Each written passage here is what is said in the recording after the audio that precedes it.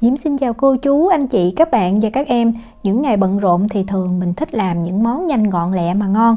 Thì hôm nay Diễm chia sẻ món mì gói trộn sa tế tôm tươi, hoặc là mình dùng hủ tiếu cũng ngon luôn.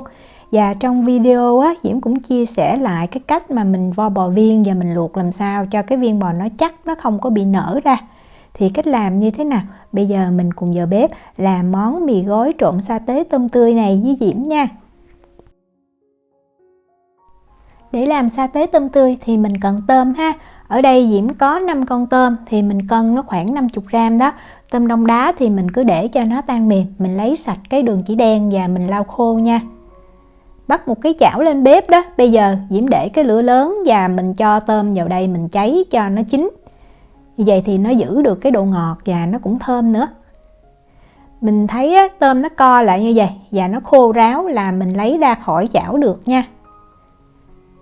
Lấy ra khỏi chảo rồi thì mình sẽ mang mình giã liền, hoặc là để tiện hơn đó, Diễm cho vào trong cái cối xay này nè. Diễm xay, mình xay cho cái tôm nó tơi ra là được ha. Còn nếu mà mình không thích giã, mình cũng có thể đập dập tôm, sau đó mình băm nhuyễn tí xíu cũng được. Đó, sau khi xay thì Diễm có được cái tôm như vậy. Mình làm cho nó nhuyễn chút ha, để khi mà mình ăn cái sa tế tôm nó được đều hơn. Tiếp theo là những nguyên liệu tươi để mình làm cái sa tế này. Thì Diễm có ở đây là 10g đậu hành trắng, thì nếu mình không có cân thì nó khoảng 4 cái. Ớt mình cần 50g, thì tùy mình thích cay nhiều hay ít á, Diễm làm cho Victu ăn nữa. Vì vậy Diễm dùng thêm cái ớt này giống như là ớt chuông vậy đó. Mình pha vào thì nó đỡ cay hơn. Hành tím thì mình cần một củ to như vậy, Diễm cân là 40g.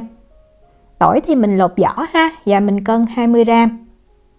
Bây giờ mình mang những cái nguyên liệu này, mình cắt ra cho nó nhỏ chút xíu để mình cho vào trong máy xay xay nó được đều. Hành ha, tỏi nè, đậu hành mình đều cắt nhỏ hết nha. Rồi Diễm cho chung vào trong cái cối xay. Ớt thì tùy mình thích, nhà Diễm không có thích ăn cái hột ớt, vì vậy Diễm lấy ra. Người nào mà thích ăn cay thì cái hột ớt này nó sẽ cay hơn. Rồi mình cũng cắt ớt nhỏ luôn. Do cái lượng nguyên liệu nó không có được nhiều đó, vì vậy mình xay mình cứ nhấp mình thả thì Diễm thấy nó giống như nó xóc lên, nó dễ đều hơn. Và thỉnh thoảng mình mở ra, mình dùng muỗng mình xới lên. Đó, mình xay cho nó nhuyễn như vậy là được. Nhuyễn hơn chút cũng được chứ đừng có to quá ha. Nếu mà mình không có máy xay thì mình bằm nha. Diễm thấy thật ra mình bằm nó lại ngon hơn là mình cho vào trong máy xay luôn. Dùng lại cái chảo mà hồi nãy mình cháy tôm đó, Diễm đong vào đây 100ml dầu ăn, Diễm dùng dầu hoa hướng dương. Rồi mình lấy cái hỗn hợp hồi nãy mình vừa xay ớt tỏi đó, mình cho vào.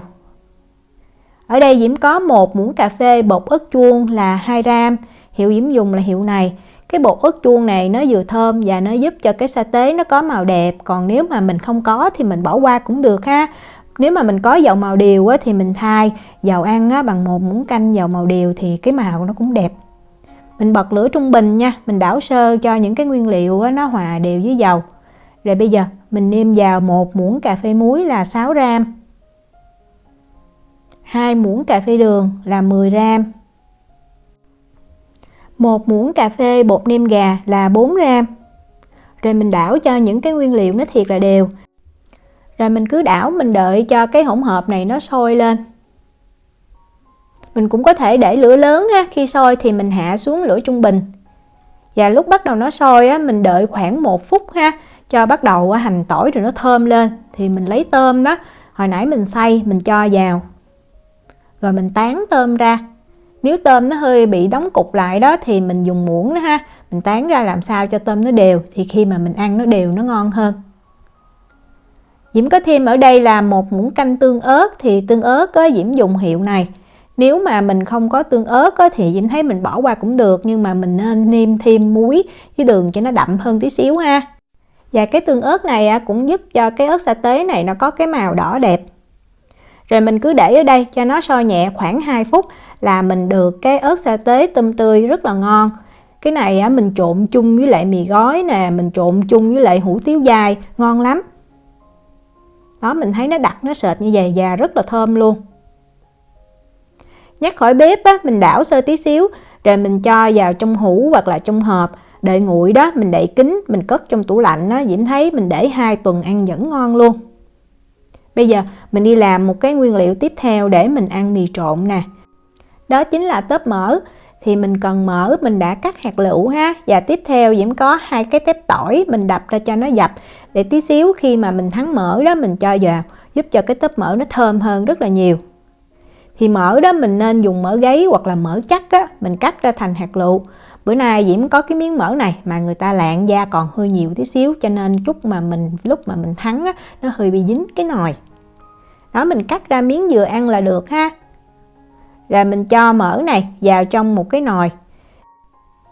Tiếp theo mình cho khoảng 50ml nước vào đây, để khi mà mình thắng á, hạn chế cho cái tóp mỡ này nó bị cháy. Rồi mình cứ bật cái lửa lớn nha, cho cái nồi tóp mỡ này nó sôi lên. Khi mà nó sôi thì mình hạ xuống lửa trung bình nhỏ ha. Bếp Diễm có 9 số thì Diễm để số 6 và mình cứ đảo đều cho tới khi mà mình thấy mỡ á, bắt đầu nó chảy ra. Đó là như vậy. Thì lúc này á, mình mới lấy tỏi hồi nãy mình đã đập dập đó, mình cho vào luôn. Và mình cứ giữ cái lửa trung bình nhỏ này nè, mình đảo cho tới khi mình thấy á, tóp mỡ nó vàng và cái phần tỏi này nó cũng vàng luôn, là mình sẽ được cái tóp mỡ vừa thơm nè và giòn rụm. Mình ăn không hết á, mình cất vào trong tủ lạnh nó vẫn còn giòn luôn. Nhắc khỏi bếp á, thì mình đổ liền ra một cái rây ha. Cái phần mỡ thì mình không ăn thì mình bỏ đi, mình chỉ lấy phần tóp mỡ. Và tỏi này nè, mình cũng vớt ra nha, tại nếu mà mình ăn nó dễ bị đắng. Ăn kèm với mì trộn thì tùy mình thích ha. Ở đây Diễm có những cái nguyên liệu này. Bò viên á, thì Diễm đã chia sẻ công thức làm cả bằng máy xay và máy quết rồi. Thì cách làm bò viên đơn giản lắm và mình tự làm tại nhà rất là ngon. Nhưng mà có nhiều bạn á, làm á, thì nói khi luộc cái viên bò viên nó nở ra, nó bung ra không còn nguyên một viên. Vì vậy hôm nay Diễm quay nhanh cái cách mà Diễm nặn của nhà Diễm nè. Cái này thì Diễm dùng công thức là 400g thịt bò xay sẵn ha. Rồi mình ướp những cái gia vị, mình cất vào trong tủ đông đá đó khoảng 2 tiếng rồi mình lấy ra, mình cho vào trong máy xay cho nó dẻo. Sau khi xay xong á, thì mình mang mình vo viên luôn. Diễm lấy một cái nồi nè, Diễm cho vào 1 lít nước và 200g nước đá. Thì 200g nước đá nó tương đương với lại 200ml nước á. Nếu mà mình không có nước đá thì mình cứ có nước lạnh thiệt lạnh mình cho cũng được. Tổng cộng lượng nước là 1,2 lít nha. Mình đeo bao tao vào, lấy một lượng thịt đó, vừa gọn trong lòng bàn tay. Rồi mình sẽ bóp sơ ha, bóp như vậy để những cái bọng khí nó không còn. Khi mà mình vo viên, cái viên bò nó mới chắc. Rồi mình cứ nặn ra thôi.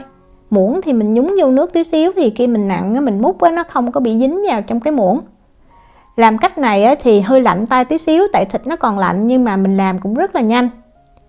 Vo viên xong thì Diễm sẽ lấy thêm một cái củ hành tây, Diễm cắt cái làm tư như vậy để mình nấu cái nước lèo, chút nữa mình ăn luôn rất là ngon.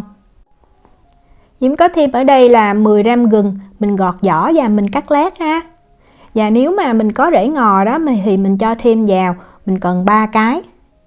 Rồi mình bắt lên mình luộc cái bò viên này liền nha. Bếp mình có cái số nào lớn thì mình cứ bật cái số lớn nhất. Mình nêm luôn cái nồi nước lèo bây giờ. Diễm cho vào 1,5 muỗng cà phê muối, 2 muỗng cà phê bột nêm gà, 2 muỗng cà phê đường phèn. Nếu mà mình không có đường phèn thì mình dùng đường thường, nhưng mà đường phèn thì giúp cho cái nước lèo nó ngọt thanh hơn. Rồi mình lấy cái muỗng đó, mình ấn nhẹ cho lúc nào cái viên bò đó nó cũng được ngập ở trong nước. Thì như vậy mình luộc xong cái viên bò nó sẽ trắng, nó đẹp hơn. Nếu mà mình thấy có bọt thì mình hớt bọt cho sạch. Và khi mà mình thấy cái nồi nước nó vừa sôi lên là mình sẽ hạ xuống cái lửa nhỏ liền nha. Giữ làm sao cho nước sôi thiệt là nhẹ. Và mình đợi khoảng 2 phút là cái viên bò viên này nó chín. Mình đừng có luộc lâu quá, hoặc là mình để cái nước thiệt là sôi thì cái viên bò nó nở to, tất nhiên là nó sẽ bung ra và nó cũng không còn tròn đẹp nữa. Sau khi vớt hết bò viên ra thì mình tiếp tục mình nấu cái nước lèo này ở cái lửa nhỏ thêm 15 phút nữa cho rau củ này nó ra cái vị ngọt và thơm nha. Bò viên khi mà vớt ra thì mình phải ngâm liền trong cái thau nước lạnh hoặc nước đá, và mình cũng đảo cho nó thấm nước như vậy. Chứ nếu mà mình để nó nổi lên trên, nó còn nóng thì nó sẽ bị đen. Nguyên liệu tiếp theo để ăn chung với món mì trộn này thì mình có tôm. Tôm mình có thể để nguyên con như vậy, hoặc là mình làm chả tôm cũng được. Nhưng mà tại vì Diễm thấy mình có bò viên rồi đó, vậy mình cứ để tôm nguyên con nó lại ngon hơn. Múc một muỗng canh cái nước lèo nè, Diễm cho vào trong nồi và đợi nước sôi lên đó, mình cho tôm vào. mình luộc rất là nhanh nha, khoảng chừng 1 tới 2 phút à. Diễm để nguyên cái vỏ luôn, như vậy luộc cho nó ngọt. Khi nào ăn thì mình mới lột vỏ ra. Mình thấy tôm nó co lại và nó chuyển sang màu cam như vậy là mình vớt ra khỏi nồi nước liền. Thịt bò để mình ăn tái cho mềm ngon thì mình sử dụng thịt thăn bò hay còn gọi là thịt thăn chuột đó. Mình cắt ra thành từng cái lát mỏng ha, mình để sẵn ở đây. Rau ăn kèm thì mình có hành. Hành thì tùy mình thích nhiều hay ít, nhưng mà với mấy thường ăn những cái món này đó, mình dùng cái phần xanh của hành thôi. Và mình cho nhiều nó mới thơm và ngon. Và ngò cũng không thể thiếu nha. Ngò mình cũng rửa sạch rồi mình cắt nhỏ. Mì gói thì rất là dễ mua, tùy mình có cái loại mì gói nào. Hôm nay Diễm dùng cái hiệu này. Mình có thể mua cái mì gói mà nó không có gói gia vị, nó bán giống như một bịch to đó, hoặc từng gói như vậy. Hoặc là mình dùng cái hủ tiếu dai đó, ăn Diễm cũng thấy ngon luôn. Nước thiệt là sôi ha, mình sẽ cho mì và mình trụng. Và thời gian trụng cái gói mì hiệu này rất là nhanh, 1,5 phút thôi ha.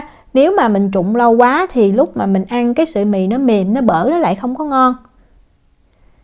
Đó, khoảng 1 phút thì mình đảo đều và mình ăn thử. Nó còn cứng thì khi mà vớt ra trộn với sốt Diễm thấy nó lại mềm, nó ngon. Mình đổ ra cái đây ha, và mình cho liền vào trong tô, mình trộn mình ăn liền luôn. Tại nếu mà mình để lâu mì nó dễ bị dính lại với nhau. Đầu tiên Diễm cho trước 1 muỗng canh cái ớt sa tế tôm tươi này. Rồi mình trộn lên cho đều ha. Mình cho trước 1 muỗng, tí xíu nữa mình cho thêm. Tại lúc ăn mình sẽ trộn để cho nó thấm thêm với lại tôm và bò viên nữa. Rồi mình xếp tôm lên trên nè. Mỗi tô như vậy là 2 con. Thịt bò đó thì tùy mình thích ăn nhiều hay ăn ít. Mình cho vào trong nồi nước lèo đang sôi đó. Mình trụng sơ như vậy. Tùy mình thích ăn chín kỹ hay là ăn tái thì cái thịt thăn bò này Diễm thấy mình trụng nó vừa chín tới thôi là ngon. Mình cho ra cái chén nè. Tiếp theo mình sẽ cho hành lá lên trên. Rồi mình cho ngò. Cho thêm tí xíu tiêu. Rồi mình múc cái nước lèo còn đang nóng đó mình chan lên. Vậy là mình đã có cái chén nước lèo ăn kèm với lại cái tô mì trộn khô. Ngon lắm. Bò viên thì mình nên cho vào trong nước lèo cho nó nóng lại á. Tại bò viên này làm sẵn đó, mình cất tủ lạnh hay tủ đông đá thì mình nên hâm cho nó nóng. Rồi mình cho thêm 1 muỗng canh cái ớt sa tế tôm tươi này nữa. Sau đó mình cho tóp mỡ, cho hành nè. Thì tóp mỡ nếu mà mình không có thì mình không làm cũng được. Nhưng mà những cái loại mì trộn này thì Diễm thấy có tóp mỡ nó mới ngon. Để chấm thì Diễm có cái tương ăn phở ha, tương đen á. Rồi mình lấy thêm tí xíu cái ớt sa tế tôm tươi này nè, mình cho lên. Vậy là mình đã làm xong cái món mì trộn sa tế tôm tươi rồi. Món này nếu mà mình có sẵn bò viên và cái sa tế tôm này mình cất vào trong tủ lạnh thì mình làm chắc chưa đầy 5 phút à. Chén nước lèo để ăn chung nếu mà mình không có luộc bò viên, mình không có làm thì mình cứ lấy cái gói gia vị kèm theo cái gói mì gói đó, rồi mình nấu lên thôi. Diễm chúc cô chú, anh chị, các bạn và các em làm được món mì trộn thiệt là ngon. Nếu mà có thắc mắc gì thì cứ để lại lời nhắn hoặc là gửi tin nhắn cho Diễm. Diễm cảm ơn sự quan tâm theo dõi video rất là nhiều. Hẹn gặp lại trong những video tiếp theo. Chào tạm biệt.